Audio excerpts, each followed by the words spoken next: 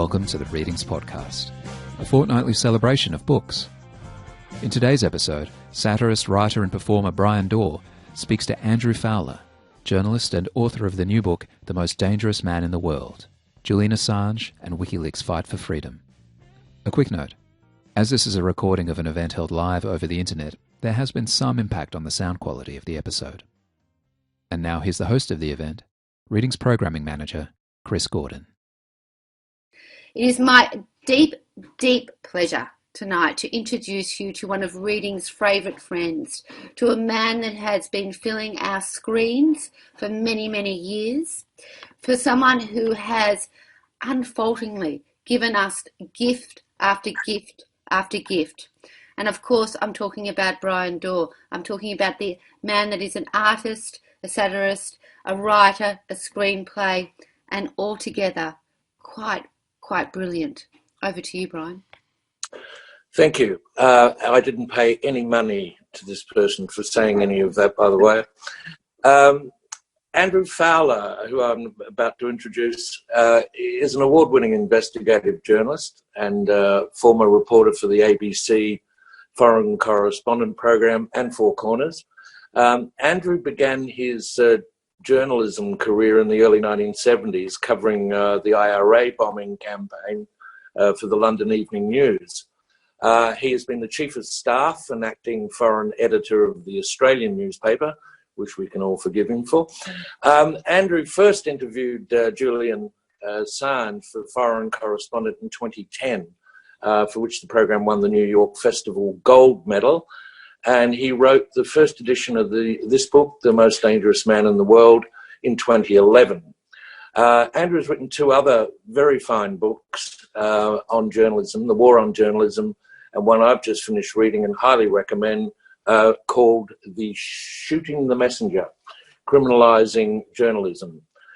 Andrew Fowler, thank you very much for joining us tonight. I haven't said that for a while.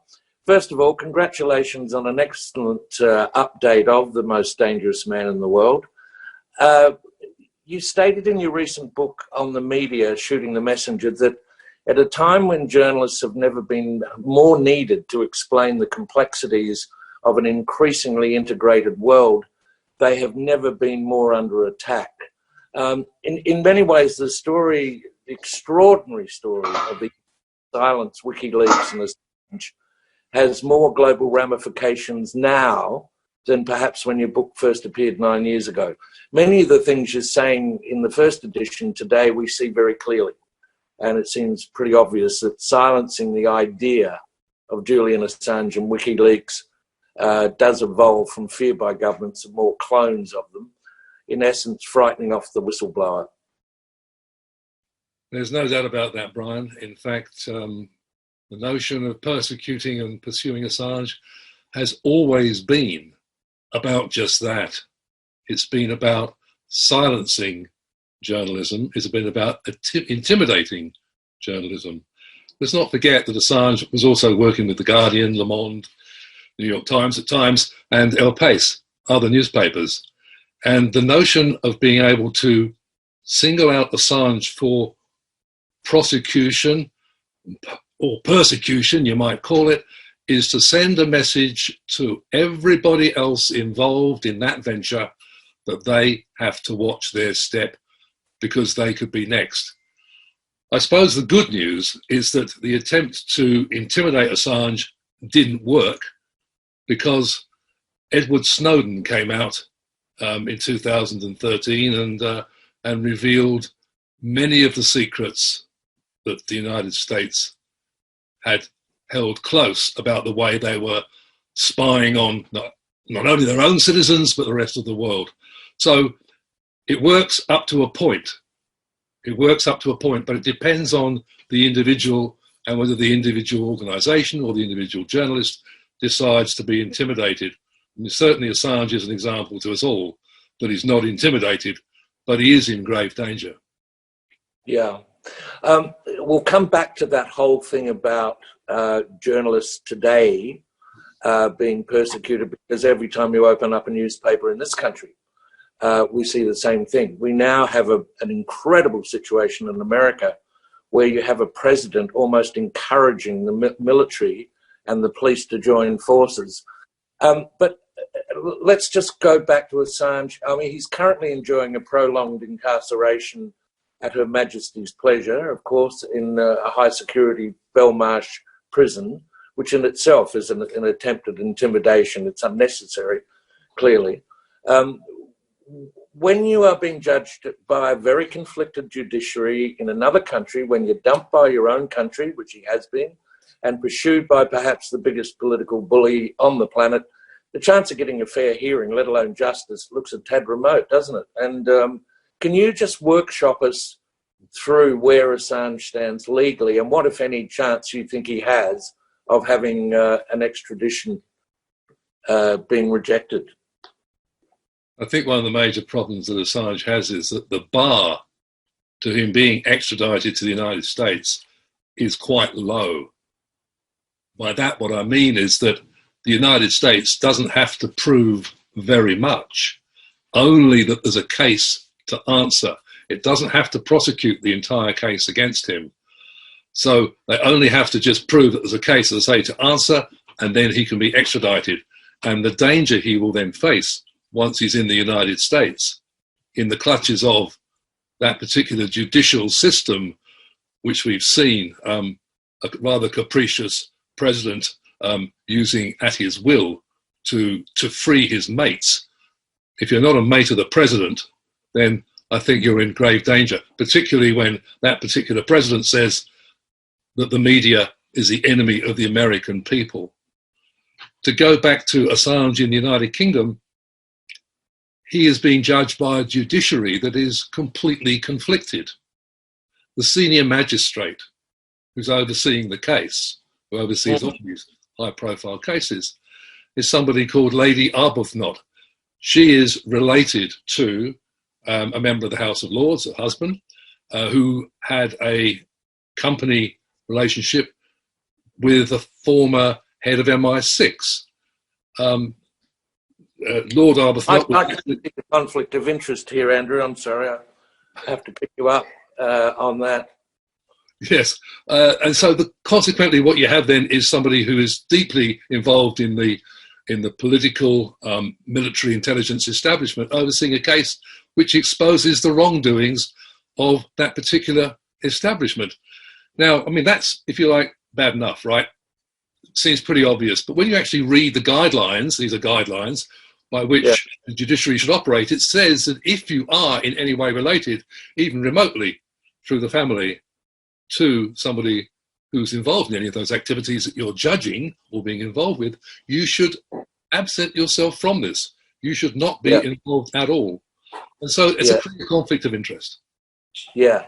I mean, reading the book, I was going to get to Judge Emma Arbuthnot, because the Chief Magistrate, because, I mean, she sort of comes out of almost the worst elements of English pantomime, really. And in fact, your book, I mean, at times I had to remind myself I was reading a factual narrative, not a fictional cross between Shakespeare and a John le Carré novel, which at times it just becomes. And Shakespeare was right. You can't have comedy without drama, and you can't have drama without the comedy. And the Chief Magistrate certainly fits that in those terms. So what are you saying you think can happen now in terms of that just being stopped and everyone going, hey, listen, let's just let him go? It would be possible for Australia to take a very strong stand. Yes. Well, it would be possible to argue with our dear, beloved intelligence sharing and military sharing pals in the United Kingdom and the United States that this is a political offence. Yes. That we object seriously to one of our own being prosecuted for a political offence, and also as a journalist. Yeah. Because it's not just, I mean, this guy is actually revealing information that's very embarrassing for governments, but has led to nobody being killed. There have been no deaths as a result directly attributed to the work done by WikiLeaks and Julian Assange. This is just a case of utter bastardry by the United States to prosecute a journalist, to shut them up. And that means to actually shut up the New York Times, the Washington Post, The Guardian, everybody.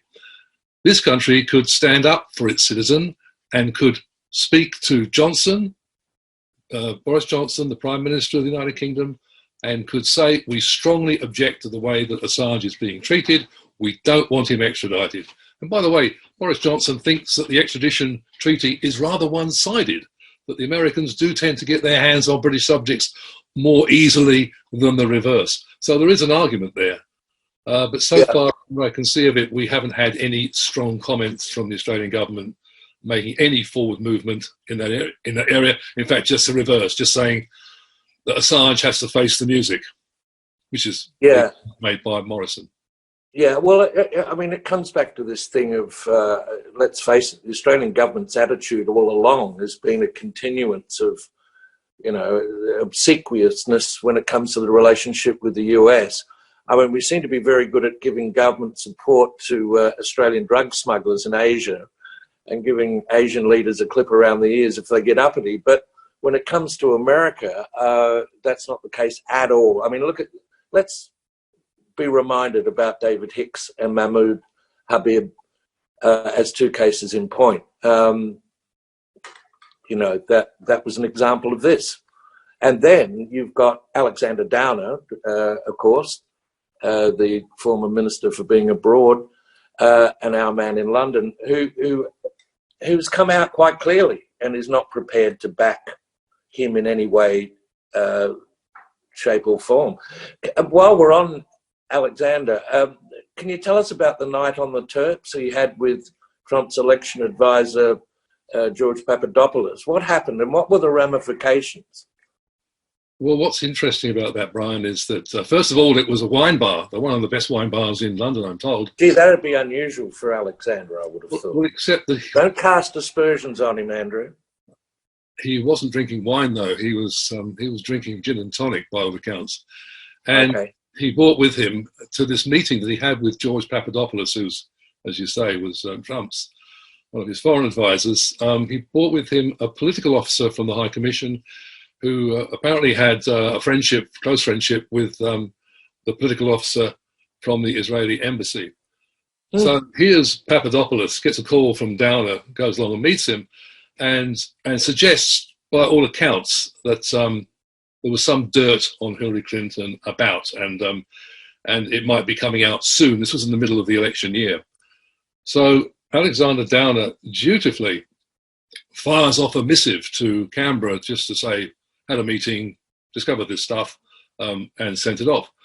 Then just in July, just before the convention, WikiLeaks dropped the famous Hillary Clinton emails, which showed that Bernie Sanders had been given preferential treatment. And, Bernie Sanders had not been given preferential treatment.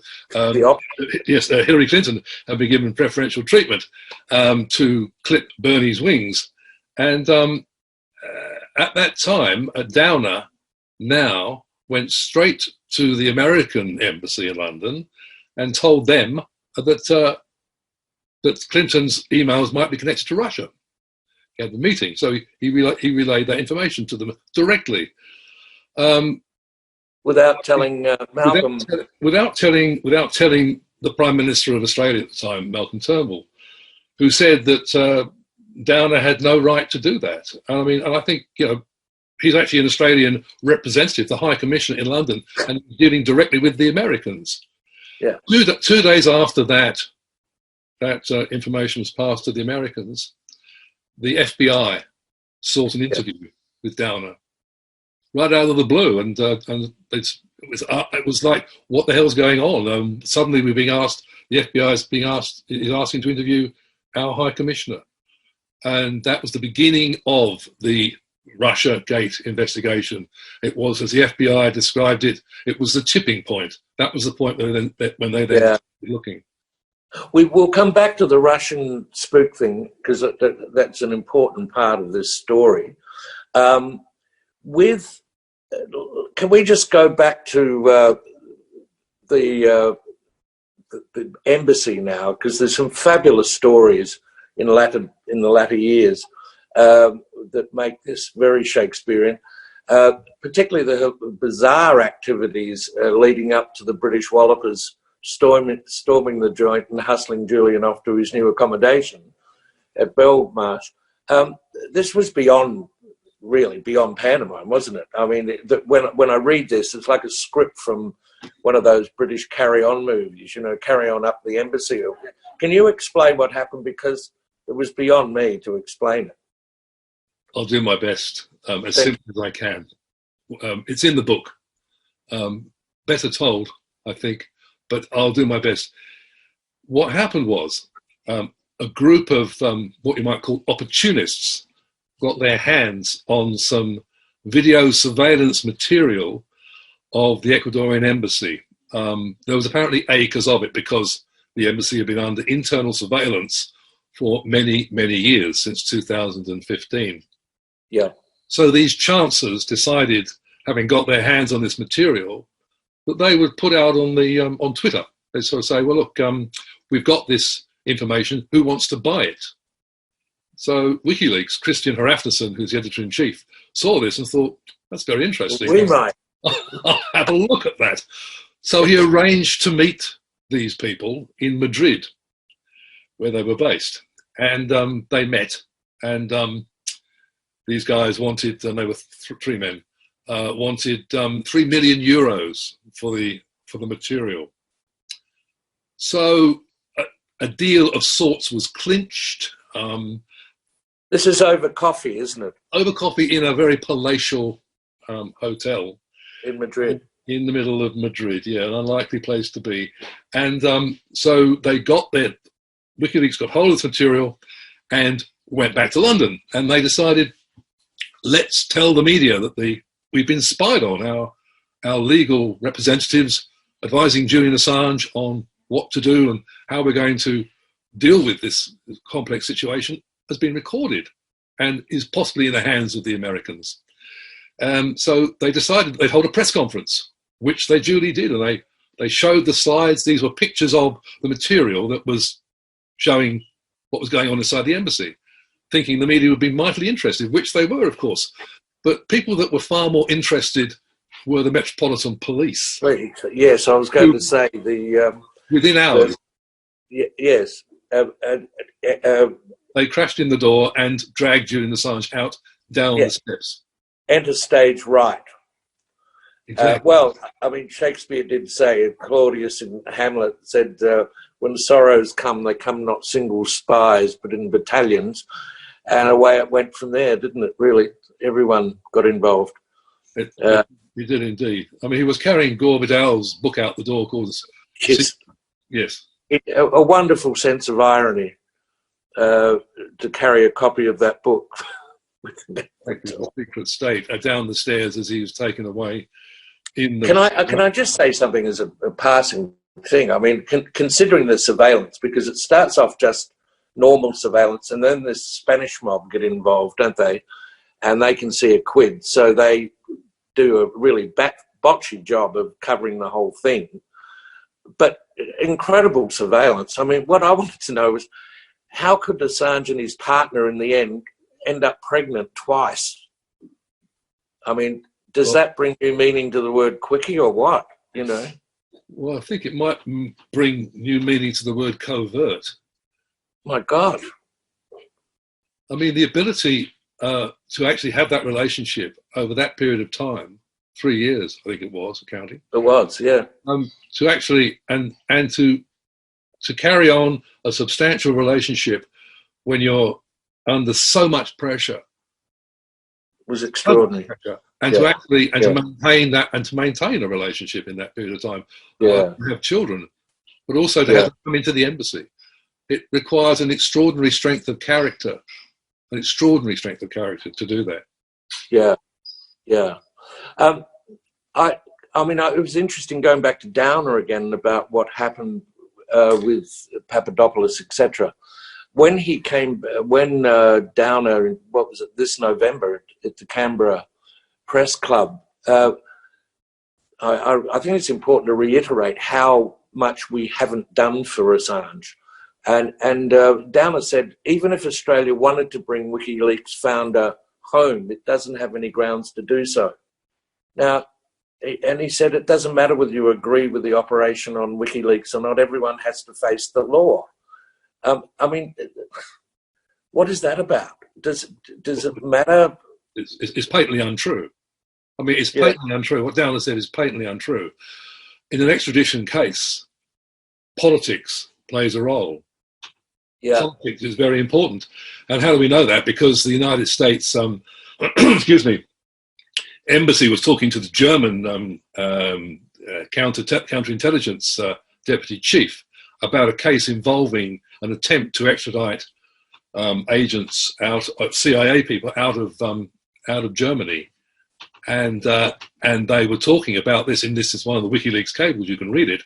And the guy said, "Look, it's about justice, but it's also about politics. This decision." And of course, they did not then extradite these CIA guys who've been involved in dragging a rather unfortunate fellow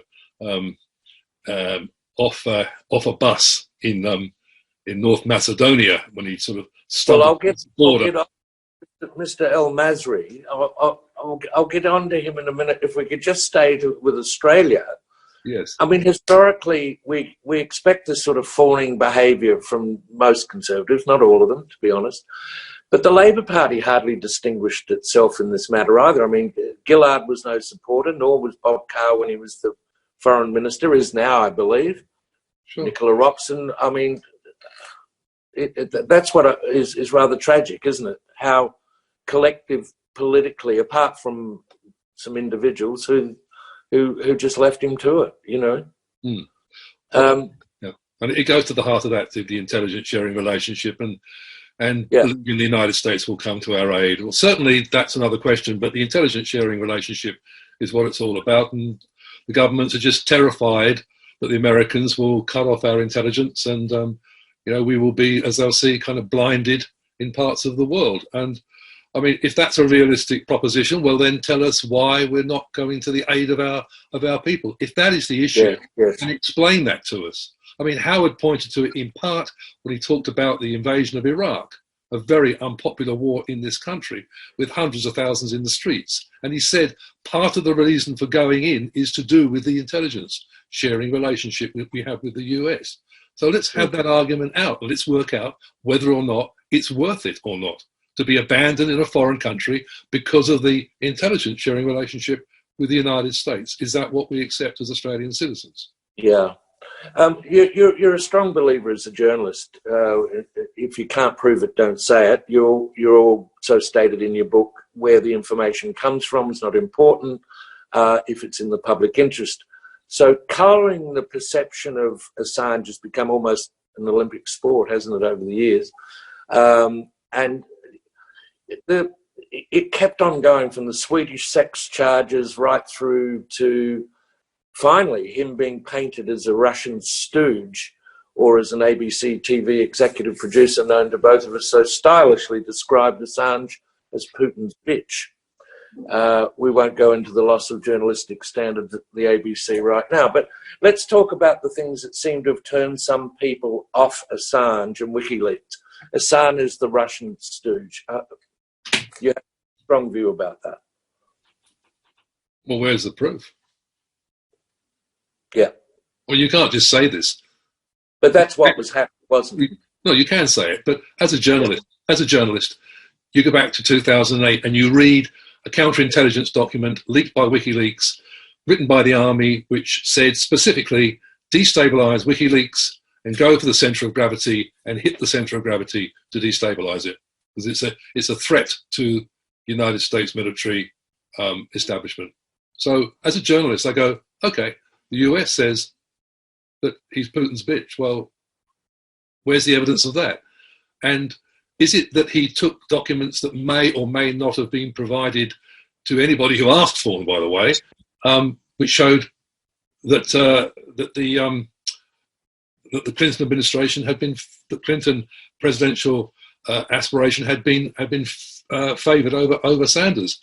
if that's the argument, that he's a bitch because of that, then we're all Putin's bitches, because every journalist worth their salt would have published that. I defy anybody anywhere, four corners somewhere else. If they're given documents which show that Hillary's getting preferential treatment, you publish. Well, that is the point, and that point hasn't been made very well by many people, because the media has chosen to ignore that small problem that they have on their hands, when they should have published, no matter what. Yeah. Mm. To Mr. El-Masri, Mr. Khaled El-Masri, which I think is a really important part of that book, because first of all, it's not a name that rolls off the tongues. We probably don't know him very well unless you've been watching. But it was one of the reminders, I thought, in your book, that if we needed to know what illegal and immoral depths the US and others were prepared to go to silence Assange, then the answer is in the chapter in your book called The Trouble with Hillary. Tell us what happened to Lebanese-born German citizen Khaled El-Masri. It wasn't quite, he had an Arab name, so he must be a terrorist, but it came damn close. It did. In fact, he was having matrimonial troubles. So he decided to go to North Macedonia to get away from Germany, where he was living. As you say, Lebanese originally, but German citizen.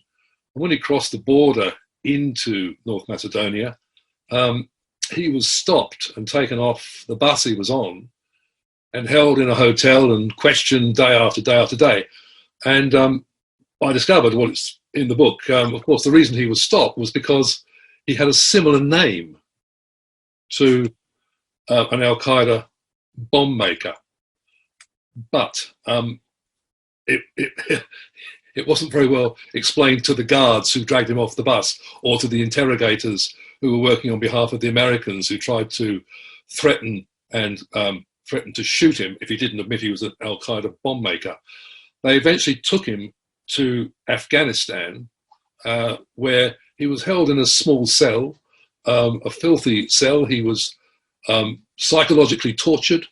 He repeatedly asked for the German consul or ambassador or some diplomatic representation, got nothing. And here's the point about all this, Brian. The CIA knew he wasn't who they thought he was.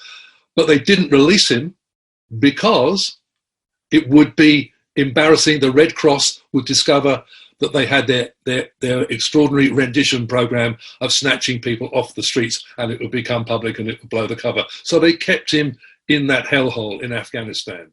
And how do we know that? Because the Inspector General of Intelligence of the United States published a report, a full report that you can read, which says just that. So given that he's in these circumstances, he's eventually, after a few months, he's released in Albania, goes back to Germany, and then starts to try and put his life back together again and thinks, maybe I can get some justice here. So he... if I can just pull you up, I love what you described as one of the great acts of delusion and hubris.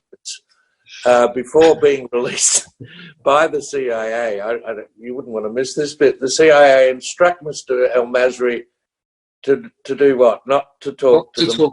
Mr. El-Masri, you are not to talk to the media. About what happened. So he didn't. Andrew, people like me are supposed to be doing satire. He talked to a lawyer. Yes. So he didn't talk to the media, he talked to a lawyer.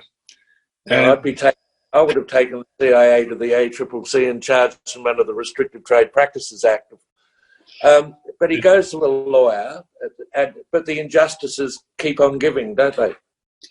Well, they do, because he thinks, look, obviously this report's come out, it's exonerated me.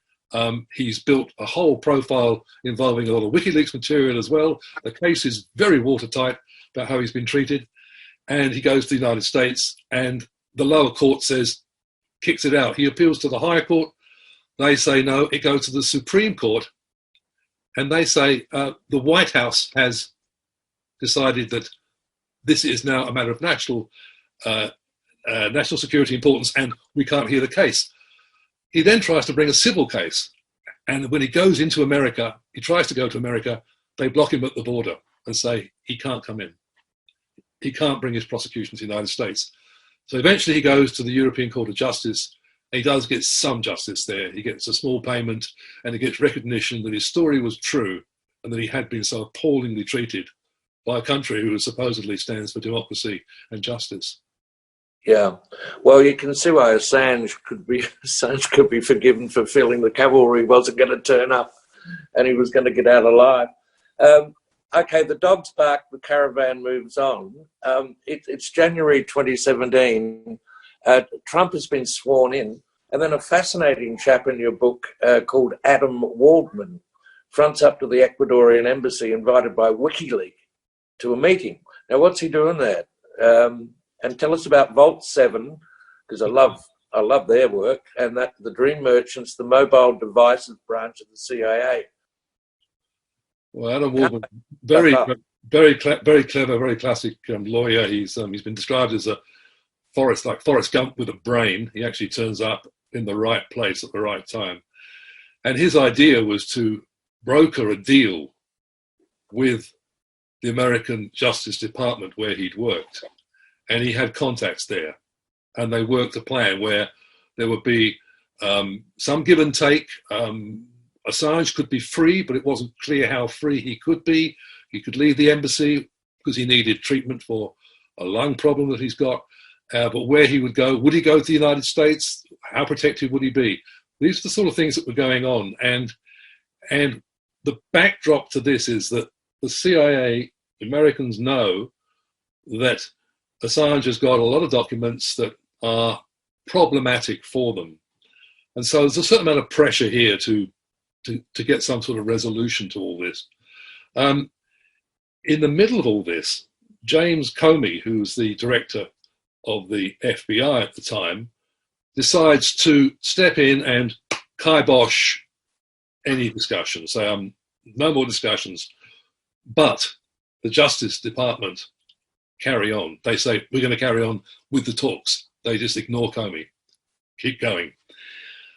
Later on, in mid-April of the year, there's a moment when a deal might be going to be struck, but it gets very, very tense for Assange. There's a change of government in Ecuador. He's got a problem with a new president coming in who's not supportive of him. And he's also got this nagging worry about what the Americans are up to, given that Comey had cut off any official relationship. So he puts out the second tranche of documents. He puts out what they call the Vault 7 second tranche. Yeah. And these are the documents which show, among many things, but they particularly show that the Americans have been spying on China in detail. Because, how do we know that? Because the people that provide software to protect your computer systems, the antivirus companies, identified the stuff that had been used to attack China in the code that was produced in the WikiLeaks documents, and said, this is evidence that we're kind of wasting our time. The CIA are breaking our codes. So that was after that Mike Pompeo, who was then the CIA director, said that WikiLeaks was a hostile intelligence agency. And things started going downhill from there. But then again, there were then other back channels that were coming into Assange from the United States, and those people were coming in. Some senators came in, one in particular, and was offering Assange a pardon if he would point towards his sources. Yeah. Assange would refuse to do that, of course. Of course, yeah. So we ended up with this thing trailing off in a very messy fashion. But at that very time, the security agencies, these are the guys who weren't actually the guys that got the documents and the stuff in the first place in Madrid. They were the agency that were actually in there filming Assange with his lawyers. They were, what can I say? They were getting more and more keen at gathering more and more information. They put better cameras in. They put better microphones in the toilet, microphones everywhere, cameras everywhere, sucking up every single thing they could as the United States began building its case against Assange. So they were breaking the law by doing that. And it's argued that if you use that information, or you know about that information, and you use it to prosecute Assange in the United States, that's illegal. You can't actually use that information. And in fact, the case should fall because of it. And in fact, the argument in London is that the case should fall because of that. And somebody in Spain is actually being charged with spying on lawyer-client relationship, spying on Assange and his lawyers. And that's an indictable offence in Spain, and there is a person charged with that offence. Yeah. Spain come good every now and then with these things, don't they? I think they were the first ones that stopped Mr. Kissinger from prancing around the world and thinking he'd got away with it all. But tell us about the Dream Team, the mobile devices branch, what they were doing. I mean, what they were putting into our equipment. It would be true to say you mean the FBI story of how the guy was accused of stealing these documents and then was arrested by the FBI? Do you mean that? No, I mean the mobile devices branch of the CIA who were building all this, copying stuff and codes into our iPads and our phones. And I like the ones that are doing with the car, where they could putting stuff in cars and. Sure. Well, this is the first tranche of the documents, the Vault 7 documents, they were the ones that showed that it was suggested that some of the devices that the CIA were using were capable of intercepting a car's engine systems and directing it and tracing it, so that you can actually shut it down and maybe blow it up. So they would have control. If you've got a navigation system in the car, they could probably run you off the road into the path of an oncoming truck. Do you think the CIA has got to the point where it can't distinguish between reality and a video game? I mean, it seems to me when you read this stuff, you think they've lost the plot. I mean, yeah. I think, yes, that's right. I think the CIA clearly has problems with its security, that's for sure. And when you consider that it's got problems with its security and stuff is leaving the building in truckloads, really high quality stuff, you've got to say, well, if they're that bad with their security, how good are they with our security? Yes, that's indeed true. We've got to wind up. And I want to just, you're aware of Timothy Schneider, the historian, late historian whose book Tyranny, 20 Lessons from the 20th Century on Tyranny. All this comes around to some of the things that are happening at the moment. I read this today. One of Sidney Snyder's lessons was be wary of paramilitary. When the pro-leader paramilitary and the official police and military intermingle, the end has come. And this is why it's so important that we have the Assanges, the WikiLeaks, and the whistleblowers, surely. Oh, absolutely. I mean, whistleblowers are actually important, not just for members of the general public who are kept from secrets, but from those who hold secrets and from those who see the internal contradictions and the lies and the fraud and the danger within organizations. So they are like a blowing off steam. They are an escape valve, because these secrets are only a small fraction of the big secrets that are held. And they are really, even though we as journalists call them their secrets, this secret material, it's of a very low order compared to the really compartmentalized top secret stuff. So we do need whistleblowers inside organizations to help those organizations deal with the contradictions that they face. I mean, as an example, as a human example, if you like, let's take Edward Snowden. Edward Snowden was somebody who was brought up properly to honor the Constitution of the United States, and he believed in it. He actually carried a copy of the Constitution. He did. Right. Yes. They sent him overseas for the CIA. He worked for the CIA. Then he moved to the NSA. And throughout this trajectory, he's being told, don't worry about that. Don't worry about those things you learned back in America. Don't worry about the Constitution. This is what we do here. We don't honor that thing. you can't bring up citizens to believe in one thing and for these great young people to go out into the world and then expect them to behave in a different way. That's the contradiction. And I think that that's the saving grace. That's the saving argument of the United States, is that people do believe in these things. It's only when they go overseas that they start to behave in a less than constitutional manner, if I can put it delicately. Well, Mark, finish on a wonderful quote I love of Mark Twain, being one of the great Americans, who said, "The truth is a fragile thing. Use it sparingly." And that's what we've been watching. I thank you for tonight, Andrew. I've really enjoyed having a chat with you, and I just hope you get home safe, and make sure someone checks your car before you get into it. Lovely talking to you, and I hope it all goes well. Thanks very much, Bryan. Thank you very much for the conversation. And to everybody here tonight, on behalf of the University of Melbourne Publishing House, Melbourne University Publishing, on behalf of Bryan, on behalf of Readings, on behalf of Andrew, what a treat.